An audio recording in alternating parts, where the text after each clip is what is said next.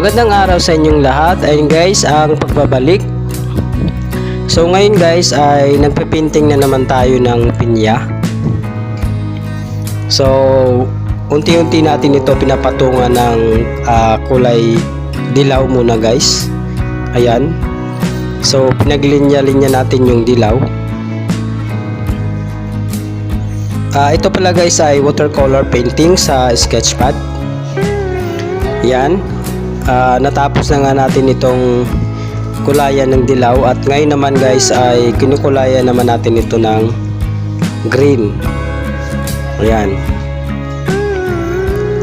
Bali yan yung pinaka basic na kulay bago siya magmumukhang pinya na kunyari ay may mata.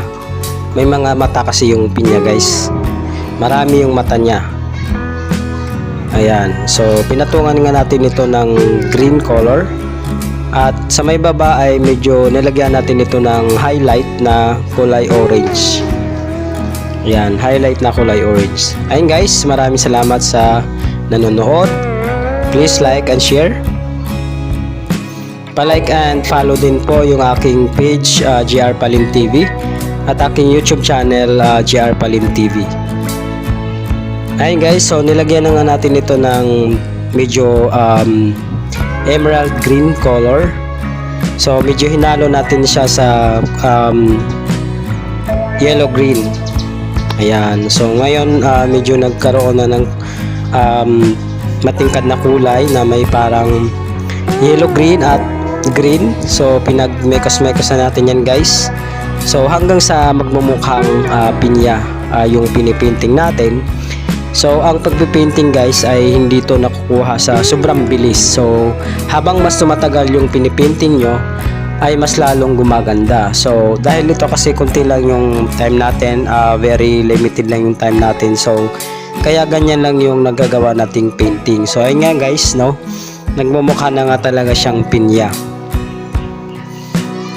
At yan yung para mga dahon niya. So sa tingin ko kasi yung dahon ay hindi talaga masyadong nakuha. Medyo nakuha lang talaga yung mismong katawan niya.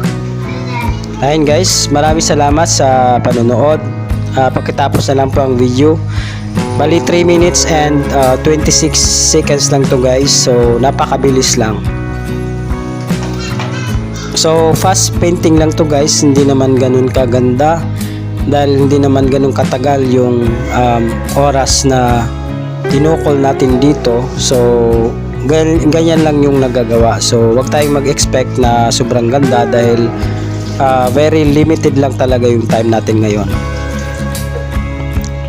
Ayun guys, so malapit na tayong matapos. Pakitapos na lang po ang video. So sa mga gustong mag-comment, mag-comment lang kayo sa comment section at kung gusto niyo mag-share and follow, mas maganda.